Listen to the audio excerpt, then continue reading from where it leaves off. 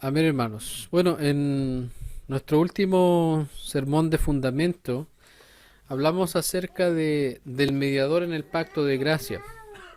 Y haciendo un pequeño resumen, dijimos que Cristo nos es revelado en el pacto de gracia. Y es como que si Dios nos dijera, tú puedes entrar a mi pacto de gracia porque Cristo te representó perfectamente en el pacto de obras.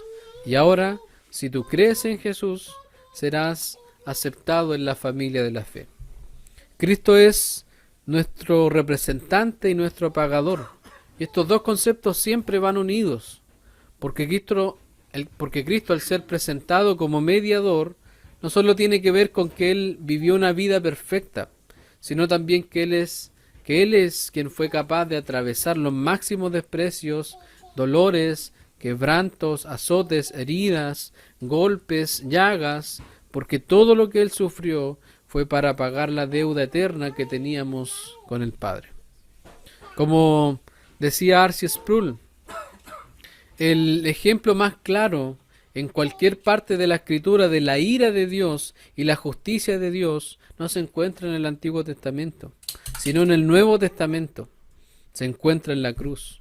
Porque aquí la ira de Dios se derrama sobre Cristo y la justicia de Dios se satisface plena y completamente en este acto.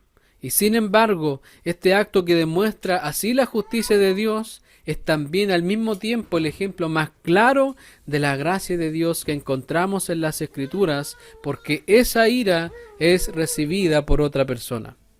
Es recibida por nuestro sustituto, que se somete a los términos del primer pacto y cumple con todas esas obligaciones para todos los que depositan su confianza en él. Así que el pacto de gracia y el pacto de obras, aunque es importante distinguirlos, van de la mano y juntos cumplen las promesas de Dios desde toda la eternidad. Es crucial comprender esto, y aunque pareciera que la teología del pacto es solo teología y conocimiento, déjame decirte que a lo largo de la historia de la Iglesia esto no ha sido así.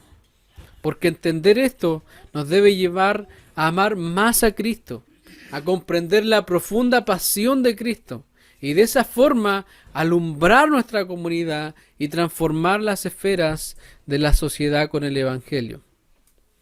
El ministro presbiteriano y profesor de teología John Brown decía, el predicador debería claramente entender la diferencia y conexión entre el pacto de obras y el pacto de gracia, no tan solo de manera real, sino que también es requisito una profunda experiencia de estas verdades para permitir a un predicador abrazarlas claramente.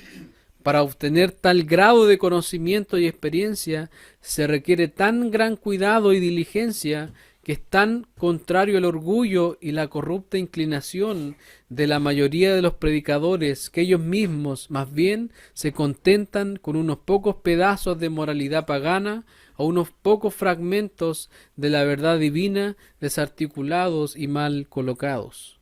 Si estamos profundizando esto, es porque no podemos ver la verdad de Dios de forma fragmentada, en segmentos o partida por la mitad, sino que comprendemos que la historia de la redención es la historia del pacto donde vemos la gracia de Dios en todo momento. Esta verdad llevó a la iglesia a abrazar más el Evangelio, a amar más a Cristo, a tener un compromiso real por bendecir a la comunidad que está fuera del pacto y sobre todo a glorificar a Dios por sobre todas las cosas. Nuestra predicación de hoy seguiremos profundizando el pacto de gracia y en especial la condición que el Señor ha establecido, la fe, que es un don de Dios por la que obtenemos la salvación y todas las promesas que Dios nos hace por su gracia. Por eso el tema de hoy es la condición del pacto de gracia. Y quiero que me acompañes ahí a los textos que tenemos hoy día. Y particularmente en el versículo 18, Juan 3, 18. Dice, el que en él cree no es condenado, pero el que no cree ya ha sido condenado porque no ha creído en el nombre del unigénito Hijo de Dios. Si ustedes se dan cuenta, este texto es muy categórico al decirnos que aquellos que creen en Jesús no son condenados. Es decir, reciben la promesa del pacto de gracia.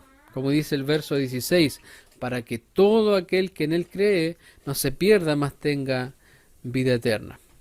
Sin embargo, aquellos que no creen ya han sido condenados, y siendo la maldición del pacto de gracia la muerte eterna, debemos decir que todos aquellos que no creen en él morirán eternamente. No es una aniquilación como algunos plantean, sino que el castigo por no creer en Cristo es eterno. Acompáñame a Apocalipsis, capítulo 20, versos del 10 al 15, y si alguien me puede traer agüita, por favor. No sé si lo... ¿Sí? ¿Sí?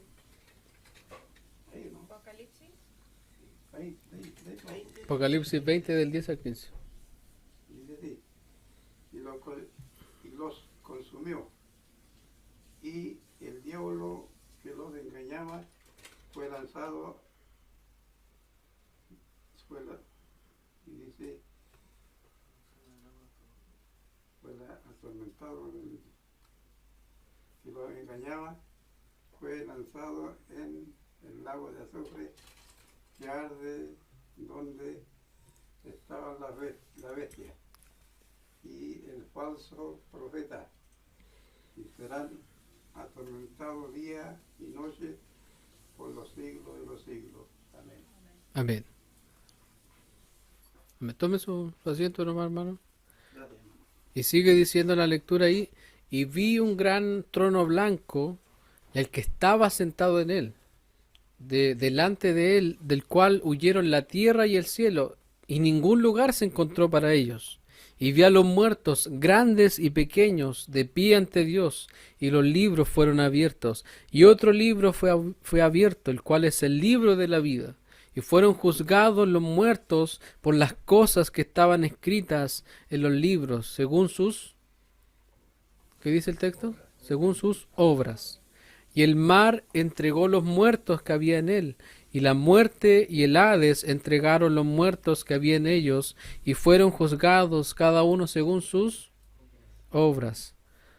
Y el mar entregó, y la muerte y el Hades fueron lanzados al lago de fuego. Esta es la muerte segunda. Y el que no se halló inscrito en el libro de la vida fue lanzado al lago de fuego. Si ustedes se dan cuenta, los muertos, grandes y pequeños, fueron juzgados de acuerdo a sus obras. Y aquí el libro de la vida es donde están escritos los nombres de todos los creyentes de todos los tiempos. No es el libro de los que se portaron bien, o de los que fueron capaces de huir de la condenación porque vivieron una vida mejor que los demás. No, sino que si nuestro nombre está inscrito en aquel libro, es porque un día la sangre del Cordero de Dios fue derramada para que Él nos representara delante del Padre y perdonara nuestra deuda completa. Solo de esa forma no seremos condenados por nuestras obras. Y nuestro texto central, el verso 19, dice, y esta es la condenación, que la luz vino al mundo, y los hombres amaron más las tinieblas que la luz, porque sus obras eran malas. Este verso define lo que es la condenación. Juan capítulo 1, versos del 9 al 10, nos dice que aquella luz verdadera que alumbra a todo hombre venía a este mundo. En el mundo estaba, y el mundo por él fue hecho, pero el mundo no le conoció. Claramente, todo el mensaje de Juan está conectado. Y nos dice que el Verbo se encarnó en Jesús, y el Dios hombre vino al mundo, y los hombres amaron más las tinieblas que la luz, porque sus obras eran malas. La traducción del lenguaje actual, del verso 19, dice, y así es como Dios juzga. Yo he venido al mundo Yo soy la luz que brilla en la oscuridad. Pero como la gente hacía lo malo, prefirió más la oscuridad que la luz.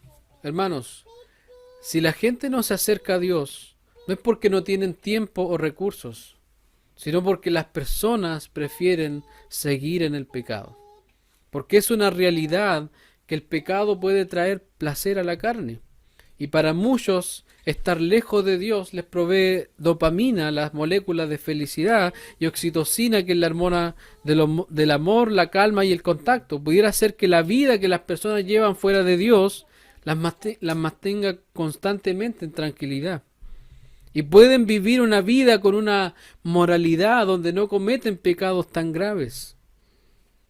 Sin embargo, como dijo Charles Spurgeon, la moralidad puede mantenerte fuera de la cárcel, pero solo la sangre de Cristo puede mantenerte fuera del infierno. Y digo esto porque cuando leemos el texto que dice que la luz vino al mundo y los hombres amaron más las tinieblas que la luz porque sus obras eran malas, nos podemos imaginar a pecadores como los de Sodoma y Gomorra haciendo pecados escandalosos y públicos.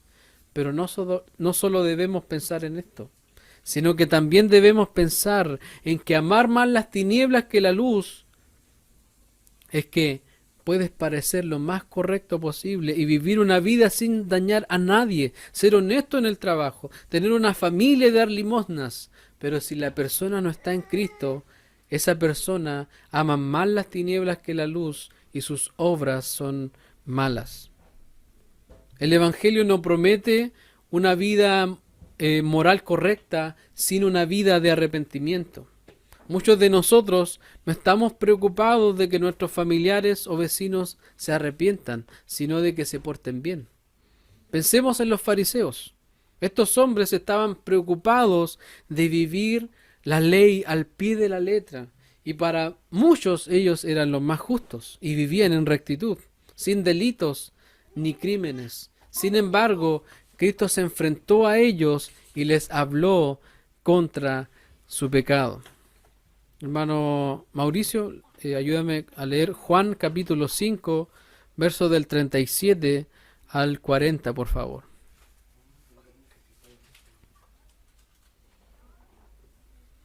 Dice: También el Padre que me envía ha dado testimonio de mí. Nunca habéis oído su voz, ni habéis visto su aspecto, ni tenéis su palabra morando en vosotros, porque a quien él envió vosotros no creéis.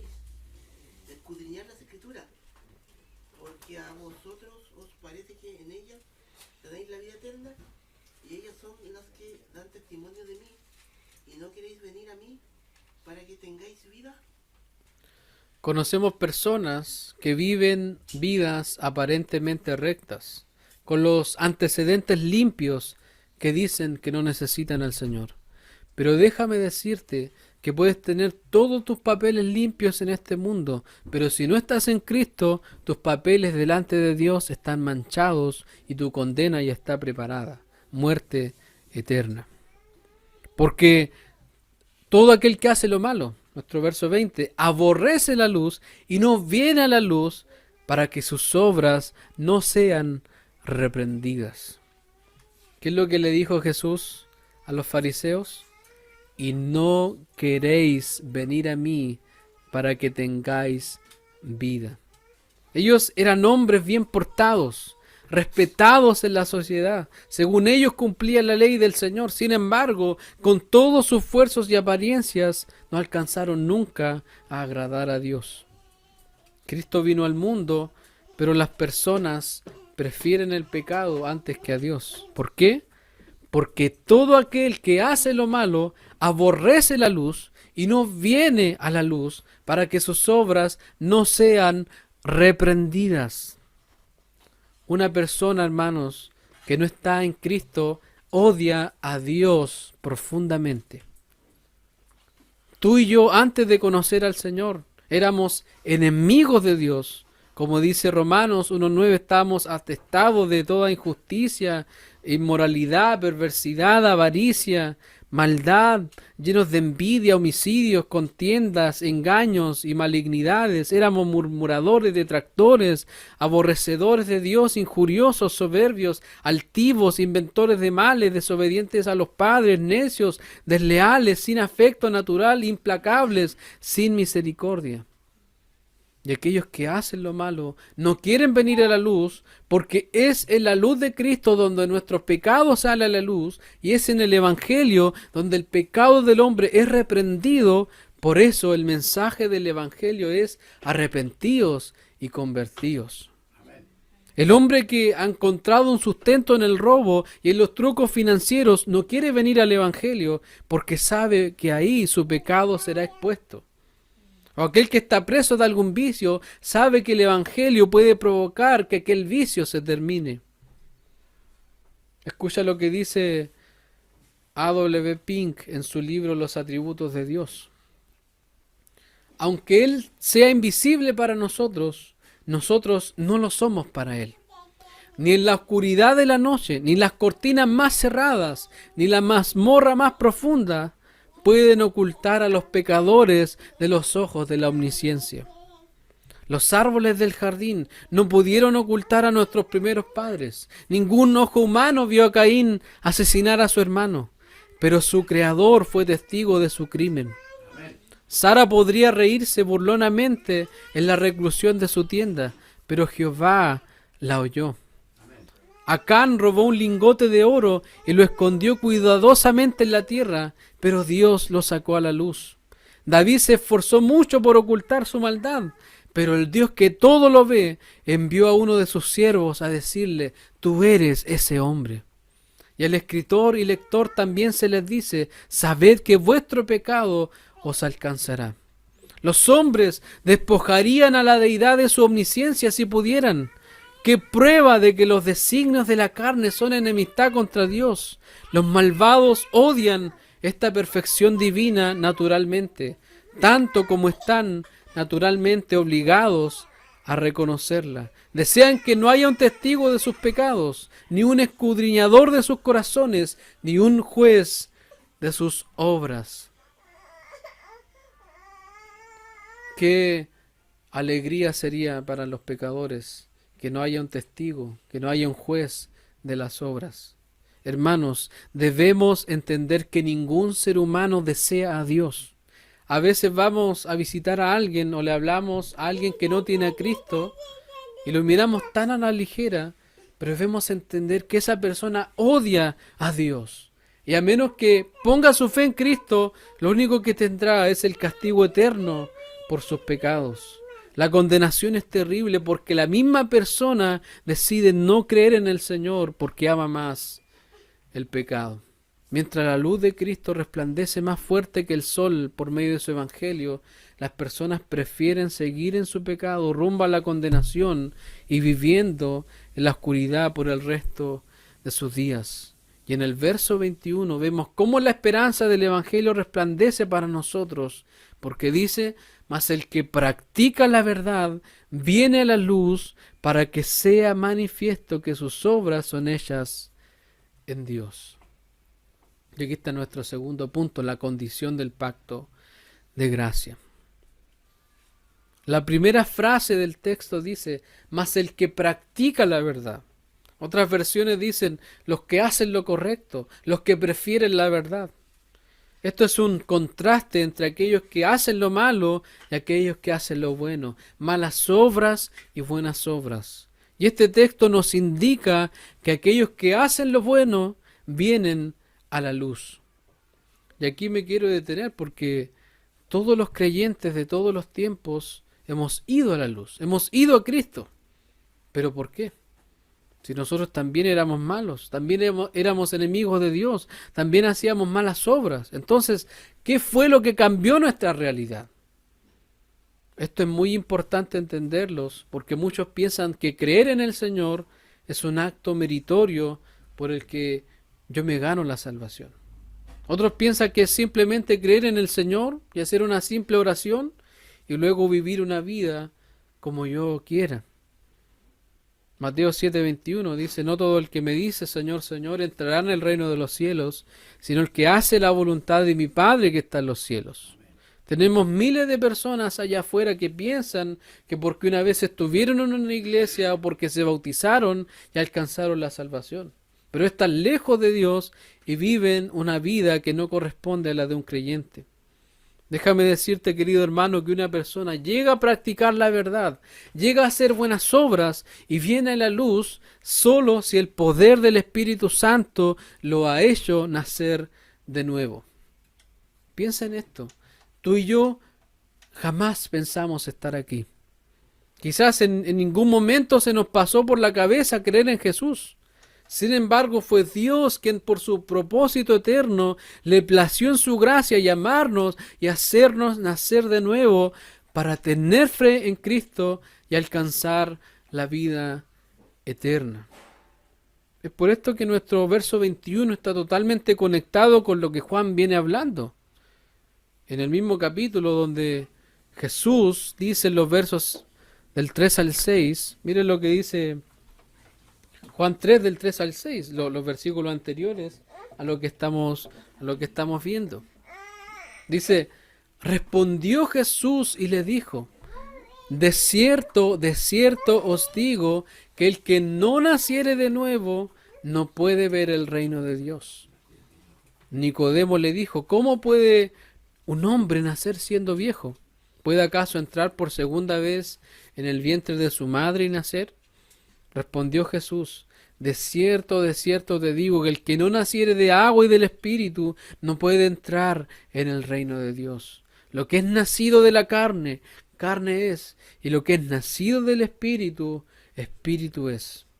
El nuevo nacimiento, también llamado la regeneración, es el momento cuando el Espíritu Santo cumple la palabra de Dios en nosotros, de Ezequiel 36, 26. ¿Quién me ayuda a leer Ezequiel? Versos 36. Ezequiel capítulo 36, versos 26 al 28. ¿Qué nos dice esto? Ezequiel capítulo 36, versos 26 al 28.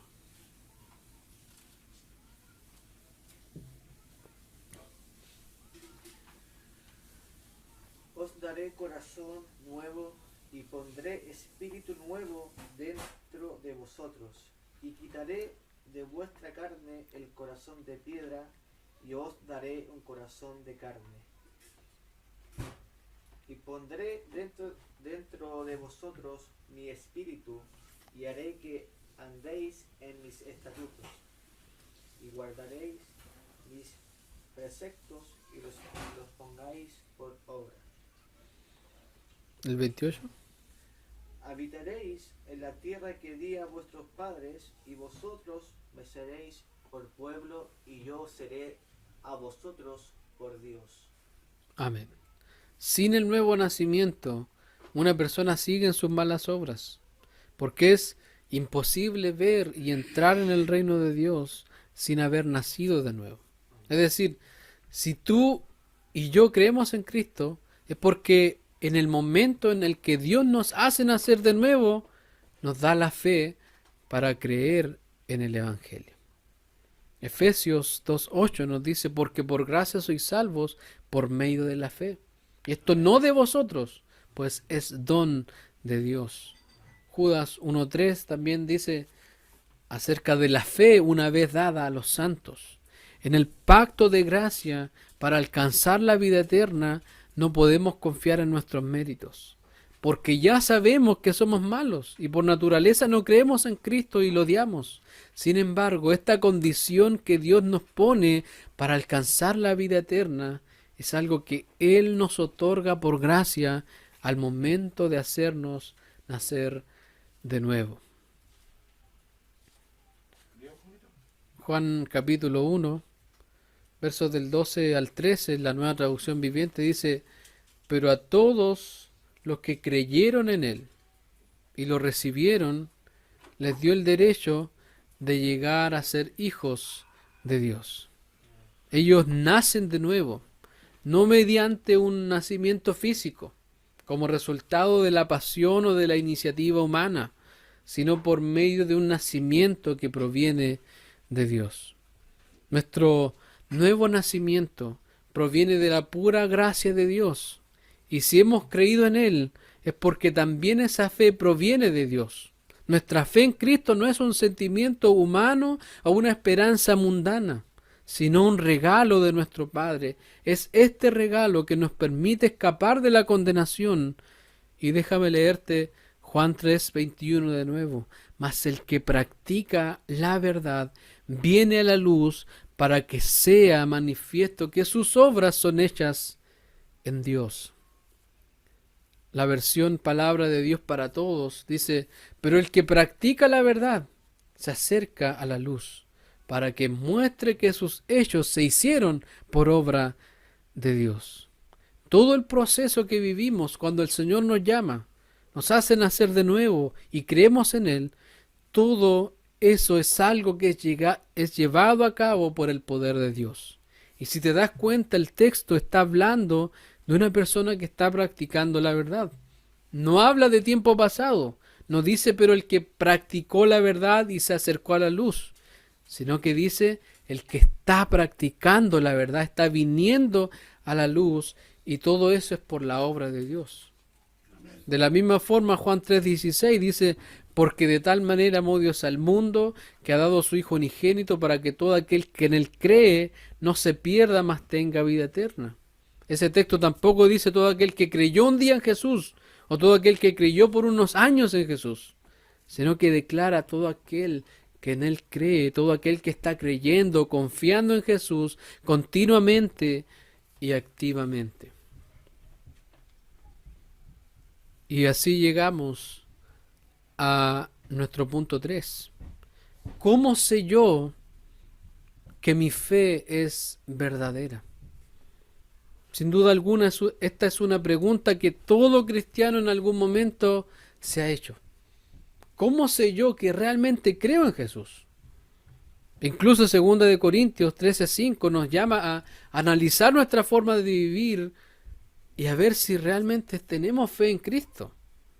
Y quise dejar este último punto del sermón para poder meditar acerca de esto. En primer lugar, si no reconoces que tu fe es un regalo del Señor, entonces estás engañado pensando que por haber creído mereces la vida eterna, pero no es así. Recuerda que la fe es un don de Dios, y lo que nos hace alcanzar la vida eterna es la obra de aquel que es el autor y consumador de la fe. Muchos pueden tener fe, pero solo la fe que viene de Dios, que nos es dada al nacer de nuevo, nos salva porque es depositada en la obra redentora de Jesús. Tú le puedes preguntar a cualquier persona por ahí: ¿tú tienes fe? Sí, yo creo en Dios.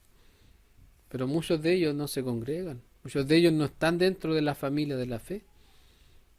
No, yo cuando era niño creía, yo siempre he creído en Dios. Pero muchas veces esa fe no es esa fe que Dios le da a los creyentes. En segundo lugar, no debemos creer que al ser la condición del pacto de gracia la fe, entonces las obras ya no son necesarias para la salvación. Recuerda que en el pacto de obras Dios demandó obediencia personal y perfecta, y ahora el pacto de gracia no contradice el pacto de obras, sino que ahora en el pacto de gracia el Señor nos dice: para que alguien sea salvo aún son necesarias las obras. Pero como las obras de todos son malas y están manchadas por la maldición de Adán, las únicas obras que acepto son las de mi Hijo. Y son solo ellas suficientes para limpiar las obras de los que creen en Él. Eso es lo que el Señor nos dice. ¿Puedes admirar cuán glorioso es el Evangelio? Esto quiere decir que una verdadera fe confía en lo que Cristo ha hecho y no trata de añadir obras como méritos para impresionar a Dios. En tercer lugar, la verdadera fe siempre siempre, siempre, siempre va acompañada de arrepentimiento. Marcos 1:15 dice que el mensaje que Jesús predicaba era: el tiempo se ha cumplido y el reino de Dios se ha acercado, arrepentíos y creed en el Evangelio. Cuando el Señor nos hace nacer de nuevo y nos da un corazón nuevo y pone su espíritu dentro de nosotros y nos da la fe, todo esto resultará en un estilo de vida y en un patrón que solo terminará el día en el que el Señor venga por nosotros. El estilo de vida que seguimos es arrepentimiento y fe cada día. Eso es estar practicando la verdad y estar viniendo a la luz continuamente. Por eso tenemos las cartas de Juan para profundizar esto. Acompáñenme a Primera de Juan, por favor. Primera de Juan, capítulo 1.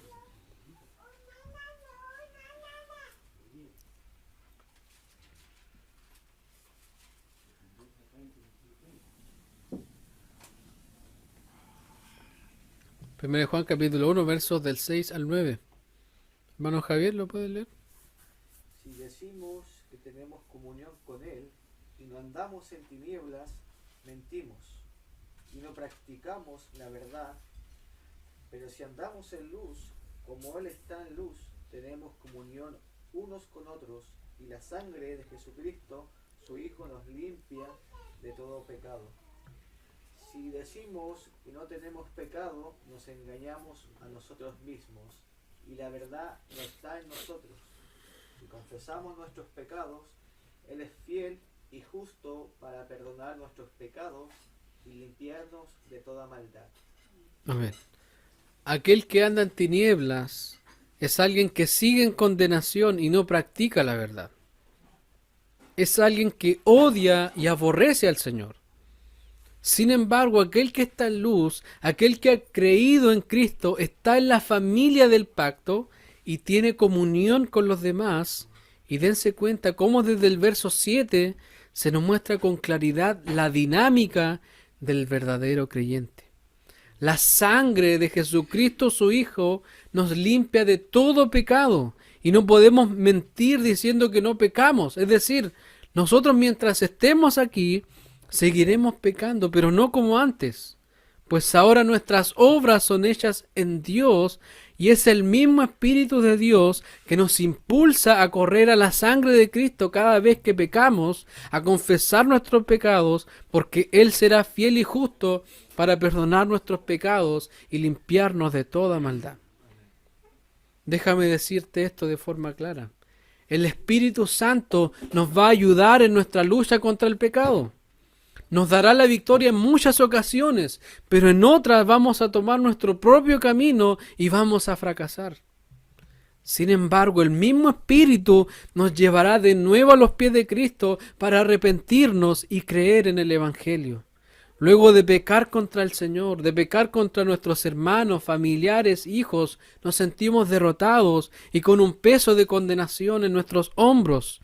Sin embargo, de un momento a otro, el Espíritu de gracia nos lleva de rodillas al trono de la gracia, donde el raudal de sangre carmesí fluye para nuestro perdón y limpieza.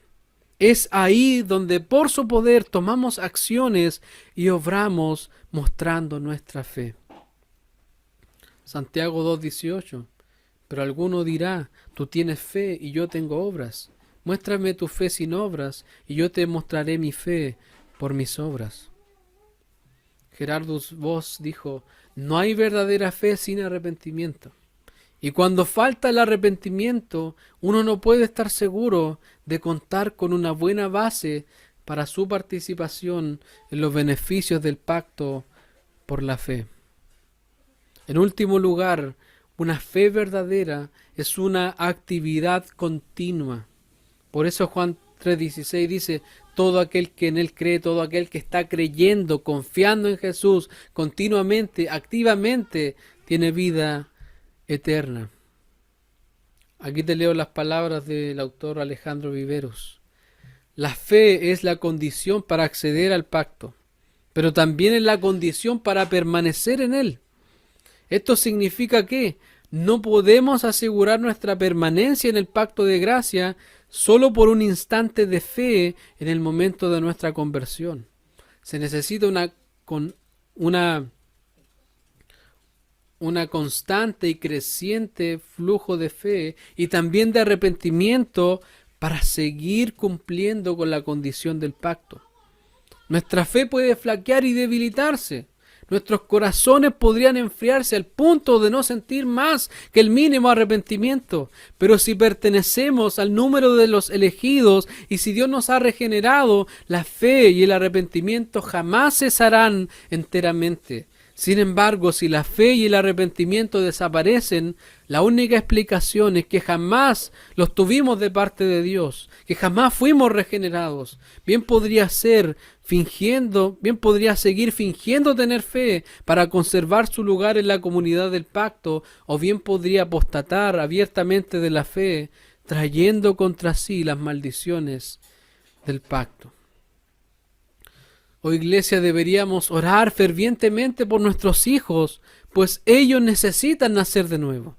Ellos por la gracia de Dios han nacido en nuestros hogares y los estamos guiando a la luz del Evangelio. Sin embargo, y aunque tengan la señal del pacto, esperamos por las promesas del Señor que crean en el Evangelio y que sigan al Padre por toda la eternidad.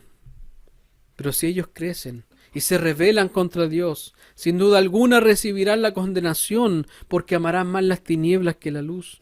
Y no solo esto, sino que serán considerados como violadores del pacto de gracia. Así también todos aquellos que han hecho una confesión de fe, que han sido bautizados, que han tomado la cena y han salido de nosotros, ellos son apóstatas que, como dijo Cristo, de cierto os digo que en el día del juicio será más tolerable el castigo para la tierra de Sodoma y de Gomorra que para aquella ciudad. Hermanos, el castigo será más duro para algunos. Imagínense, mira el peso de este texto. Mira lo que el Señor está diciendo. Todos aquellos que han estado con nosotros y que han salido de nosotros, que ojalá nunca hubieran conocido, que ojalá nunca hubieran estado dentro de nosotros, porque en aquel día será más tolerable el castigo para la tierra de Sodoma y Gomorra que para aquellos. Así dice el Señor, Deuteronomio 21, 29, del 18 al 20. No sea que haya entre vosotros varón o mujer o familia o tribu cuyo corazón se aparte hoy de Jehová nuestro Dios para ir a servir los dioses de esas naciones. No sea que haya en medio de vosotros raíz que produzca hiel y ajenjo. Y suceda que al oír las palabras de esta maldición, él se bendiga en su corazón diciendo: tendré paz, aunque ande en la dureza de mi corazón, a fin de que con la embriaguez quite la sed. No querrá Jehová perdonarlo, sino que entonces humeará la ira de Jehová, y su celo será sobre el tal hombre, y se asentará sobre él toda maldición escrita en este libro, y Jehová borrará su nombre de debajo del cielo. Hoy es el día de salvación. Asegúrate que estás en la fe, no sea que estás siguiendo al Señor por las razones equivocadas. Quiero terminar leyendo los textos de Juan capítulo 6, versos del 26 al 29. Respondió Jesús y les dijo: de cierto os digo que me buscáis, no porque habéis visto las señales, sino porque comisteis el pan y os saciasteis. Trabajad, no por la comida que perece, sino por la comida que a vida eterna permanece, la cual el Hijo del Hombre os dará, porque a este señaló Dios el Padre. La gente que escuchaba este mensaje, la gente que fue confrontada por Jesús, le respondieron a Jesús: ¿qué debemos hacer para poner en práctica las obras de Dios? Ellos quizás esperaban una lista de cosas. Ellos quizás esperaban un libro lleno de cosas por hacer para ganar la salvación. Pero Jesús les responde: esta es la obra de Dios, que creáis en el que Él ha enviado. ¿Cuál es la obra que hay que hacer para ser salvos? Creer en el Hijo. Esa es la única obra. Y esa es una obra que hacemos nosotros en Dios, como decía nuestro último texto. Déjame leértelo. Mas el que practica la verdad viene a la luz para que sea manifiesto que sus obras son hechas en Dios. ¿En quién son hechas nuestras obras? Por el poder de Dios, en Dios. Si nosotros creemos, si nosotros seguimos al Señor, es solamente porque su gracia nos hizo nacer de nuevo, nos hizo entrar en su pacto, y es esta misma gracia la que nos va a permitir permanecer hasta el final. Ponte de pie, querida iglesia, vamos a orar al Señor.